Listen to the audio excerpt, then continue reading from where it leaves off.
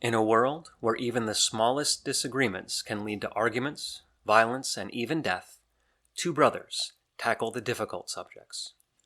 All right, so I've got a feeling this conversation is going to turn into a two-parter, but we'll be ambitious and set it up as if we're going to do the whole thing in one conversation. We're going to talk about Twitter, two aspects of Twitter. The first one, or in any order, one aspect will be Twitter, since Elon Musk has put himself at the helm, and the second aspect of Twitter will be looking at the Twitter files. Preference on which one you want to start with? Um, we can do them in that order. That's fine. Okay. So if we look at Twitter since Elon Musk purchased, and of course, just to be transparent about the whole thing, you and I have an on-running bet. Was it the a burger? Is that what's I think so. at Yeah, stake? I think it was a burger. Yeah. Yeah, that we said in 2 years that I was of the belief that Elon Musk is going to tank the company, and you felt like it was going to be better than it was when he bought it. And Who gets it if it's somewhere in between? well, yeah, we'll have to find a surrogate, someone to take it, if that's the case. Adley. Let's give it to Adley. I think he deserves it. Yeah, yeah, give him a burger. Yeah. So, um, I, you are on Twitter. I am not. Although I do get the news about it, and of course, given human nature, I tend to notice the news that is showing negative exposure to Twitter because I thought it was a foolish move on his part. I thought it wasn't necessary. I do believe that he will do damage to the company. And so when those things come up, I tend to notice them. And so if there has been a positive side, it probably wouldn't pass on my radar. I probably wouldn't pick up on it. So if you want just to maybe educate me a little bit, what's your take on Twitter since he purchased it in November? Well, I haven't read the financials or reports or anything. I just have, I would say I've noticed a couple of things. One, it does seem like there is, I mean, I guess it's hard to know exactly how much there is if anything, the tendency that they had in the past to tend toward censoring right wing has gone down.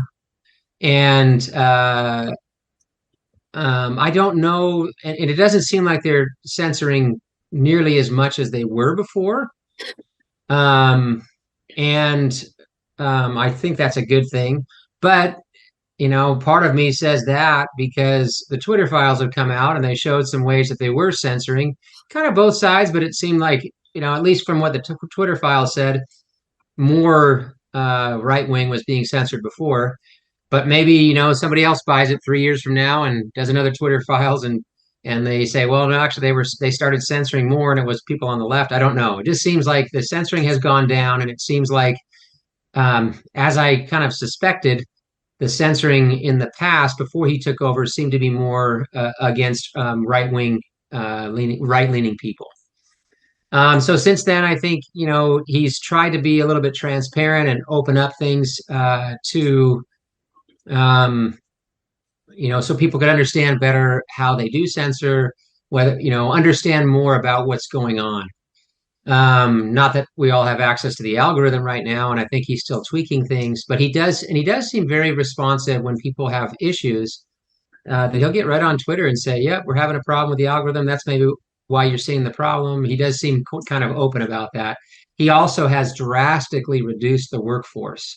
Some of the other social media companies followed suit soon after he did it, but it was a pretty heavy reduction in force. Yeah, the So number I saw was 69.3%. And I don't know if that's the most recent number, but that was the yeah, reduction.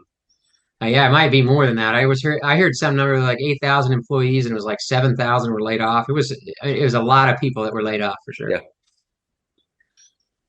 And to me, that seems good. You probably have some arguments as to why things have gotten worse, but I think the company's doing just great.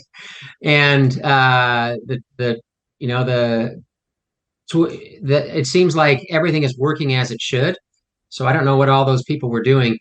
I don't know if you saw any of those memes going around where there'd be a day in the life of like a Twitter employee or a Facebook employee, and they go in and it'd be like this somebody talking, and they're like, "Oh yeah, first I start out with I get to the office and I do a little workout, then I get the free breakfast and a latte, and then I work for a little bit, send some emails, and then we have a meeting and we have this free lunch." Like they were talking, it just seemed like they were hardly working, but I don't know. I don't know exactly what it was like beforehand, but to have that size, let's say it's 69% in reduction of force, and have the company going along pretty well, and it seems like it's doing just as it should, was pretty surprising in spite of that reduction in force.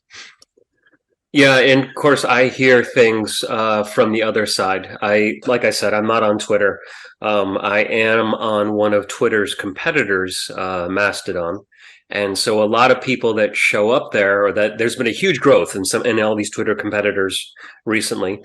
And a lot of people are going there because of Twitter, because of Elon Musk. Sometimes it's because they're just anti-Musk. Sometimes it's because they don't like the environment or the atmosphere in Twitter. They all sorts of different reasons. And so I hear a different perspective on things. So, when you say Twitter is running very well, I am not hearing that. And like I said, this is, based on, what the environment is going to be. But I hear a lot of people complaining about the level of trolls that are on there that has been increasing. There's been a lot of junk showing up in their feeds that they're not happy about.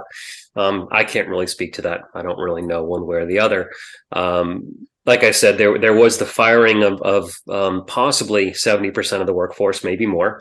And so when we talk about what were they doing, of these 70% that were there before, the people that I'm hearing complaining about it will be saying things like content moderation, improving some of the algorithms and things like that. True or not, I don't know. It is interesting to look at some of the changes that he's made. One thing is that they are starting to charge for access to the API. And for those that don't know, the API is when people have other programs or other apps, other websites that interact with Twitter, you'll use what they call the API as a way to interface with it. And so now if other companies want to interface with Twitter, they're going to have to pay for that service. It's typically offered for free because it's seen as a way to increase your exposure. So if you want to access Google Maps or Facebook, have a Facebook algorithm, you want a button on your website that shows how many people like your Facebook page, you might have that button on there with a little number on there that shows, and that's all from the API. So Twitter is going to start to charge for that. Twitter is also going to start to charge for two-step verification, which is what a lot of websites, businesses, and security professionals are suggesting everybody should have on all of your different content, your emails, your social media. Everyone should be moving towards two-step verification to make sure that your accounts are much more difficult to be hacked. And Twitter is going to start to charge for that as a way, I guess, to bring in money. Twitter is banning links to competing websites, and there are things like Facebook, Instagram, other social media. Also, some of the direct competitors like Mastodon, they're not going to allow those links anymore. Of course, you had the whole thing with the blue check mark, where they said this was going to create verified accounts, and then they all started getting hacked, and then they shut it down, and then they brought it back up again a little bit later, saying they fixed all the problems with it. And then a journalist from the Washington Post created a fake account in the name of a representative of I can't remember what state he was representative for. So they haven't fully fixed all that. You got a lot of bad news. You present all this in like these doomsday terms, like these are all terrible things. Do you hate all these things? Well, I mean, I think it's an interesting change in culture, where a lot of these things that were free, like two-step verification, like access to the API, like the blue check mark. Blue check mark used to be free. He's now starting to charge for these. He's trying to generate some more income. Isn't that good? I mean, just the other day you were talking about, man, if a service is completely free, then you should understand that you're the product. Like, isn't it better that, I mean, it could be better at least. I mean, Well, I'm not sure that you should be charging for security. That to me seems foolish. maybe, but you're kind of lumping all this stuff together. You're saying like, oh, blue check mark, you have to pay for that. That used to be free. I mean, But it's almost like you're kind of advertising against Twitter when maybe all these things aren't bad. I mean, you're making this all sound bad, I guess. You say, well, I heard a couple things on Mastodon with disgruntled people who left. They say that things are worse and you have to pay for stuff now. And I'm just pushing back a little bit and saying, well, okay, maybe, but maybe it's not so bad that people are paying for things. I mean, paying for a blue check in some ways is could be a step in the right direction because it means you're paying for the product itself as opposed to you being the product. I mean, you've said that in the past. If a I have. product is free, You're right. then so maybe that's not such a bad thing. And in the past, blue check marks, there wasn't a real process for getting the blue check. Now they're trying to create one. They're maybe not going to do it. And you said, well, they brought it up and then they reduced and then they had to take it away because it wasn't working. They brought it back up again. Like, okay, there's plenty of times that people the first go around it doesn't work. Like that's not the worst thing in the world. It's not the worst thing. No, no. You're right. I do feel like we are usually better off paying for things than getting them for free because then you know that you, like I said, you're not the product. Now that doesn't mean you're still not the product though, because you're going to get that blue check mark and you're still going to be sold to the advertisers and everyone else that is buying promoted posts. So none of that will change. But true, Brian, but you can't have it both ways. You can't always be complaining about free products and not paying for them. And then when it comes, just only talk about the bad of, well, I mean, geez, this is you have to pay for stuff now and not mention anything else. And then we say, well, maybe that's good because they're going to have a different revenue stream. They're not going to be so desperate. Well, they could still be selling your stuff anyway. Okay. Well, these are all, that's conjecture. They will.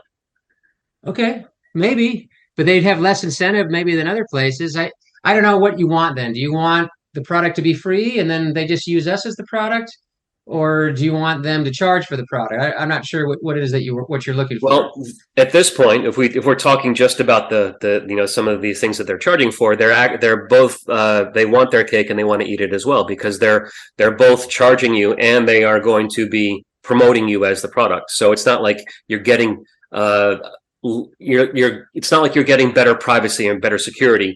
Well, you are getting better security because of the two-step, but you're not getting better privacy by paying for the service of the blue check marks. But and that one is really a minor issue. That one is really not the most important about it. It does show the rush with which he is releasing upgrades or what he considers upgrades to the service when he has to go and pull it back and then reissue it later on.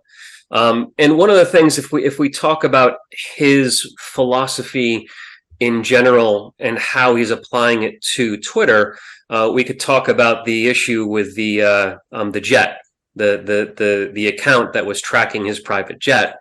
And when he bought Twitter a few weeks after the purchase, he had said that he's all about free speech. He wants free speech. And as an example, he said, I'm not going to cancel this account that monitors my jet. And then a month or so later, he has a situation where he is threatened on the road and he believes it's due to this account. And so then he has this account banned and he has a bunch of other journalists suspended that are reporting on it. And it does sort of speak to the irony that he's all for free speech until he recognizes that he personally is being threatened or being challenged by it, and then he decides he doesn't like it anymore. Oh, so wait a second. You're saying free speech and safety, they'd never be at odds with each other? Is that what you're saying? Like, no, there's always going to be a little bit of that give and take. It's hard to have 100% safety and then also to have all these freedoms that that can sometimes run counter, for sure. Yeah, so maybe he's recognizing some of that as time goes on, or maybe I don't know. I think things would change if he said, yeah, it doesn't really matter, and then he realized, wow, this really affected my safety because it was there was well, I don't know if it was an attack, but there was somebody waiting for his car when he got off when they got off the plane. It was his son in the car, and they were running up to the car or trying to detain it or something like that. No, it's 24 hours later after they landed. It was How did they at a find the gas car? station. It was a gas station. I think the gas station was about 20 miles away from the airport.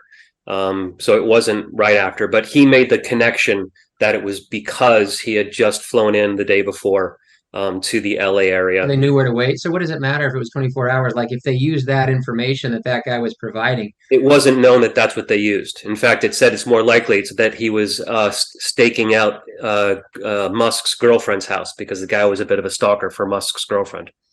Yeah, but either way, so if it wasn't known, it's like you're like, well, if it's not known, you don't really worry about it. Like I think there'd be a certain amount of fear there. I think you're a little bit too quick to write this stuff off that there should be no concern on his part.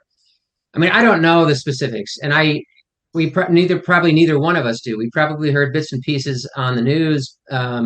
We'd have to either talk with him or somebody else who was more a little bit closer to the issue. But just to say, well, he really cared about free speech, and then when it affected him directly, he no longer cared about free speech. Yeah, well, if he's put in danger, I think that would probably change the equation a little bit.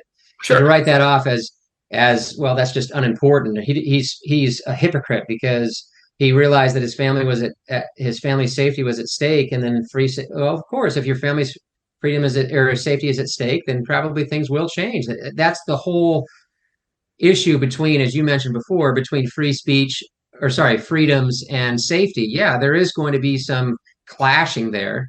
So to say that he's no longer for free speech because he was trying to protect his family seems a little bit of a reach. There's a stereotype, a trope that has the conservative that wants the small government until they recognize there are certain laws that actually help them, and then they want those laws. So it's not until they actually have a personal experience with something that they want to go and promote or have that certain safety feature in place. And so unfortunately then it shows a lack of empathy for people outside of their particular situation. So those of us that don't have jets that are being tracked, his concern over that information being out there doesn't impact any of us. But some of us have other issues that are being impacted by, let's say, trolls on Twitter. But he's not concerned about that, so he doesn't help us. And so what he's done here is highlight the hypocrisy of someone that only wants the rules in place when they impact him personally and aren't concerned with other people and how other rules might impact them. Oh, I think he's doing a lot to affect how trolls interact on Twitter, how things are handled on Twitter, but it's a little bit I don't know if I agree with that argument. So what you're saying is if anybody feels like they're being trolled on Twitter and he doesn't address it, he's a hypocrite unless he addresses it because he protected his family's safety. No, I don't think that's true. There could be people, and maybe some of them rightfully so, but a lot of them probably wrongfully so, are concerned about the way that they're treated on Twitter, about the way things go on Twitter. Right or wrong, he is not going to get everything right on Twitter. But Nope. just because you're not going to get everything right and you're not going to, solve every issue that occurred with trolls, doesn't mean that you should just say, well, I can't keep my family safe because maybe there's someplace somewhere on Twitter where somebody's being mistreated. So I'm a hypocrite if I try to protect myself at this point because there might be somebody else that is not being protected. You're making it sound as if his not giving those people what they want on Twitter is somehow malicious, that he says I want to protect myself but you should be protected but I don't want to, and that's a stretch too. I mean that's not a fair thing to say. I was using What's the that? troll. I was using the trolls on Twitter as an example of a situation where some people are looking for greater protections, and he's saying, "Oh no, free speech."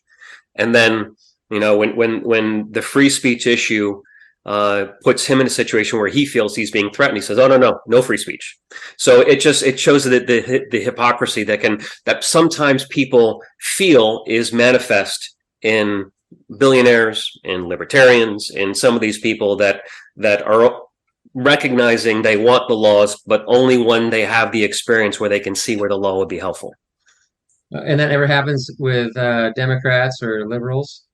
Well, they're usually pro-law anyway, so it's not like Uh, there's. so for example, if there was somebody that were trying to avoid taxes or regulations of some sort, but they say, well, hey, you listen, if the government puts it in place, it's probably a good thing. But then when they try to avoid paying taxes, like that doesn't happen all the time. No, it does. I'm just saying that this is a stereotype that exists among libertarians. That's all. Okay, but we can say, well, some people are saying this, but you were presenting it as he was hypocritical, and then you kind Mhm. of later change it to, well, I'm just saying some people might think he's hypocritical. Probably you do as well. Yep. But what I would say is, if you're Elon Musk, I think it's um, unfair or inappropriate to say, listen, if anything bad happens on Twitter and you won't address it the way I want you to, then you're a hypocrite if you try to protect yourself from these safety concerns that you have. That's you can go to specifics and say, listen, here's a rule that is on Twitter that I think should be changed. And let's talk about that and see whether or not Elon Musk has addressed it or not. But there's Twitter is huge. There's a billion issues going on, and for you just to say, well, a lot of people, or I don't know, there's this. You're kind of. It feels like you're kind of backtracking now and saying, well, just some people say that, but really, I think what you're saying is he's hypocritical because he changed his stance on free speech in this individual instance, but he's not protecting other people enough. Okay, well, let's talk about how he's not protecting people enough. What's the example, or what does he need to change? Oh, I don't know because I'm not on Twitter. All I'm saying Okay. is, all I'm saying is, that he came out as the big proponent, big pusher, big savior for free speech, and then when he feels threatened by it, he imposes some regulations. When he specifically said that was a situation he was not going to do it. Now, I think that people would not have reacted quite so. It wouldn't have been such a big news source if he'd actually came out and said, I was wrong on this issue. I can see how although this information is out there for the public, these flight records, and although I said I'm not going to touch this one, I had a situation where I was unhappy, where I was threatened, where I felt like my family was threatened, and so now I've gone and changed the rules. He never actually came out and acknowledged the mistake that he made, and I think people would have handled it differently if he had. I can see that. I don't know whether he's talked more about it than you or I know because um, I don't follow every tweet that he tweets. But I could see what you're saying. That seems like it seems like there should be. I don't know if there is or not. It seems like there isn't because we probably would have heard about it. There should be some explanation as to, hey, well, what was the change in stance there? I could see that. I think that's a fair point. Yeah. The one of the other things that changed. I don't know if you saw this news story, but at the after the Super Bowl, both Musk and Biden had tweeted a congratulations to the Chiefs. The Chiefs won. I believe. Big fan. You're a big fan. I know it. Yeah. Yeah. And apparently, according to the news stories, that Biden's tweet got a lot more traction, a lot more likes. And what they're saying is that Musk got rather upset by that. And he had his engineers change the formulation of how tweets are posted. And now every Twitter user, everyone that's on Twitter, is now being shown Elon Musk's tweets. Because he didn't like the fact that Biden's tweet got more traction than his did. Another unverified story. Is that what you're saying? Well, I mean, it's being shown in the some of the major media outlets. I just Do they reference their source or somehow that they know this or? I don't recall. It was more than one. It wasn't just one that said it, and there was a Because bunch. Brian, that's quite an accusation. I mean, I'm not saying it can't be true. There's a possibility it's true, but you're kind of casting quite an aspersion on him that he was jealous of Joe Biden, so then changed the whole algorithm so it could apply to him. I mean, I don't know. Well, it's being written about in The Guardian, in Ars Technica, in CNET, Yahoo, The Verge. Well, I will say that when a story like that gets out, they have a tendency to parrot each other. I guess we could look at one and see, okay, well, how do they know this? Was there some sort of whistleblower? Did they hack into the system and they figure out how he did it, or did he say he was doing that? I mean, And maybe was there some other reason possibly that was done besides he was just jealous of Joe Biden's tweet? I don't know. I don't Well, know. there may be, Like but that was the impetus. you kind of lay this one out here as like uh this really negative thing that he did because he's so petty. Well, let's get some backup. Let's get some research and figure out why that happened. I just feel like a lot of these accusations and critiques you have of Twitter are just, they're not really based in, I don't know, in knowledge or facts. They're Okay. like somebody said something about it. I mean, this one could be true, but let's research it and figure it out. So, The Verge, this story is based on interviews with people familiar with the events involved. At 2:36 Monday morning, Musk sent out an urgent message to Twitter engineers. We are debugging an issue with an engagement across the platform, wrote Musk. This is actually James Musk, who's the cousin. We want to let's see. Anyone who can make dashboards or write software, please get your help to solve this problem. And then they go through the whole thing about how Biden's tweet generated 29 million impressions. Musk tweeted only 9.1 million impressions. And so it goes on. So you can read about it. And this is Right. I understand you can read about it, but what's their source? People familiar with the issue or something, and then they go through the whole thing, and then I well, don't know. they're I referencing a Slack, which is how they all interact within the corporation. They've talked. They have the quote of James Musk's message. Of course, all this stuff can be fabricated. It can all be faked. I recognize that. Another. but James Musk, all he said was, "Hey, we're looking into this." No, Or we're trying to I'm figure not, I'm not, I'm not going to read you the whole article. I read the first two paragraphs and then I stopped. So, you can go through and you can read everything else that's in there as well. All right. The last thing, and I think this will probably move us in the direction of the moving towards the Twitter files, was did you hear about the BBC documentary about the Prime Minister of India? It was painted him in a negative light when he was a younger politician, and so the Indian government was pushing a bunch of social media sites, including Twitter, to go and not link to the BBC documentary. This is not some small time, documentarian trying to do the circuit. This is the BBC, and Twitter went ahead and agreed with that the takedown and the blocking of the links and not allowing this documentary to be advertised or listed any place on Twitter, because it was not kind, essentially. Mm-hmm. And so, and the reason why I wanted to finish up with this one, because it does tie a little bit into Twitter's interaction with government agencies, which will take us towards the Twitter files as well. And I was curious if you had any thoughts on before we get to the Twitter files, about the blocking of the links to the BBC documentary. I heard a little bit about that. Were they blocked just in India or worldwide? I don't know. It's a good question. Because it's a difficult thing that all of these, I would imagine all of Facebook, even Google, they probably, they want to be in these countries. They want to be in India. They want to be in China. They want to be in Russia. So at some point, yeah, you're going to have to, I don't know exactly how they should or would handle it. If the government comes and says, hey, you want to be here in our country, these are the things you have to do. I don't know. I don't know exactly what happened if it was just India and how heavy-handed they were, or what requirements they have, or I mean they have to follow the laws of the land there, I would imagine. So I guess that's part of it.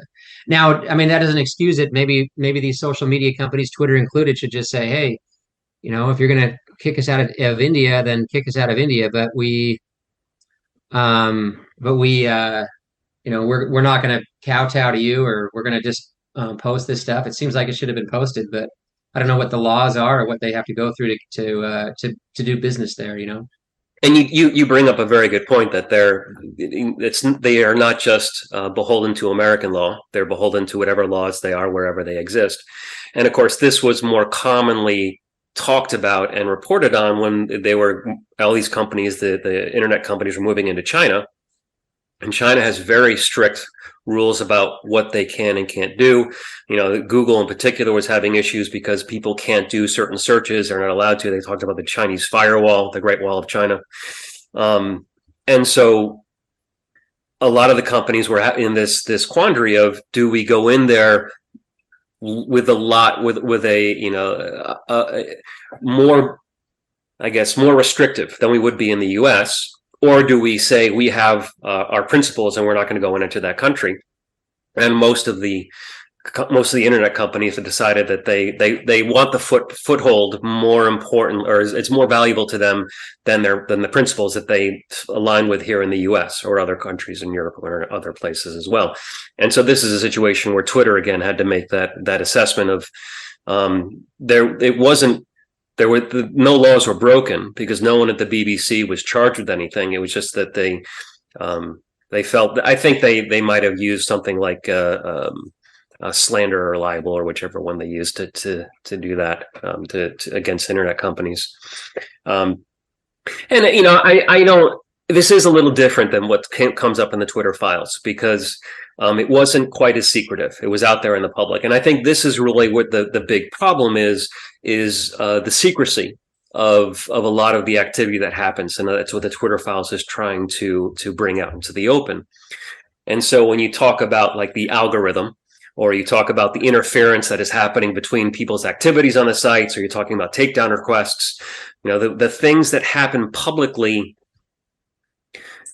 is, well, obviously it's out there in the open. We can see what's happening. What people get upset is when they find out through some other means that this is happening. When someone tries to search for them and they can't find them, and they find out they're being shadow banned, or suddenly we discover that the government has been working hand in hand with some of these companies and certain things, which we're going to talk about in a little bit. But you and I have talked before about the algorithm, and it's one of the things that you've mentioned occasionally is that you really wish the algorithm was made public. And as we were talking about this particular situation, as I was doing my own research, I was realizing they're never going to do that, because as soon as people understand what the algorithm does, there's going to be people that are going to try and take advantage of it. And so, whether it's the spammers, the trolls, the farms, not just you or I that wants to, having maybe an elevated presence on Twitter, but there's people that use it for their own nefarious means or use it for business practices. And so all these companies, it doesn't benefit them if people know what the algorithm is. So it's as much as we might like it to be public, it's never going to be. Well, there could be some truth to that. But even some things as simple as, I don't know if you saw I don't know which Twitter files it was, one or two or something, where they had specific ways where they could go in and reduce the reach of particular accounts. And so they put on there things like they would punish them for things that they had done, where they could there was a setting in Twitter where they could say, okay, well, this person won't get as much reach anymore because we've click this button. Mm-hmm. And to hide things like that, I think, is inappropriate. Like, why not just tell people? It's interesting to me, oftentimes, like even now, and I'm talking about all the social media platforms. I don't know how good Twitter is about it now. I'm guessing it's just as bad as before, especially because they don't have a huge staff. But a lot of them will, people say, well, for example, we got one of our videos taken down from YouTube, and we don't know why. Yeah. I mean, what are we supposed to do differently? Like, how can we even improve it, or be like, oh, well, I should have learned my lesson, or, like, what are they trying to tell us? Like, they just take it down and say, at least that could be different. If you don't want to give us the whole algorithm, talk about why you're reducing people's reach, why you're banning particular videos, why somebody's getting kicked off of Twitter or something like that. I think sometimes those things are happening now with the social media platforms, but for the most part, and we've seen it ourselves, you don't really know what's happening. You don't know what to do differently, except, well, they just don't like people like me, because we kind of both assumed that it was my comments on the video. Not that there's a bias against right-leaning people, and not that I'm really right-leaning, but but yeah, there's kind of a bias in a certain in one direction, it feels like, and that's all we're left with because they won't really tell us. Wouldn't you agree that that sort of transparency would be really helpful, and that is something they could do? It would be. I mean, I recognize that there's a slippery slope where if you get very specific, that people could come back and try and have this big debate, argument, negotiation. Oh, but you think I'm saying this, but I'm actually saying that. And but you're right, because we got the very broad. They said we were spreading COVID disinformation was the label that we got, and of course we weren't, because we weren't promoting any COVID treatments at all. But that was their assessment, and we couldn't pinpoint what it was that we had in the video that they would have thought was this misinformation. And so, yes, it would have been useful to have more information. I totally agree with what you're saying there, for sure. Yeah, and I think, if they don't want to share the whole thing, I think there could be a lot more transparency on how they're doing that. And I even when you said, well, then they're gonna you don't have to engage with people. They could say, well, you shouldn't have, I didn't mean that or whatever. Like just say, well, that's the decision we made and the decision is final or something like that. Yeah, But right. and I think that would kind of open things up a bit. But that, when we talked about which conversation was it? I think it was social media censorship or social media bias or something like that, where we talked about why I thought it was so dangerous to have very much content moderation at all. Is because there's so many things out there that could be misinterpreted. Well, I was just quoting somebody. Well, that was just a rap song. Well, why can some people say that word and not other people? Well, you know, uh, I was just talking theoretically, or, the science isn't proven on that. There's still scientists that disagree on that fact.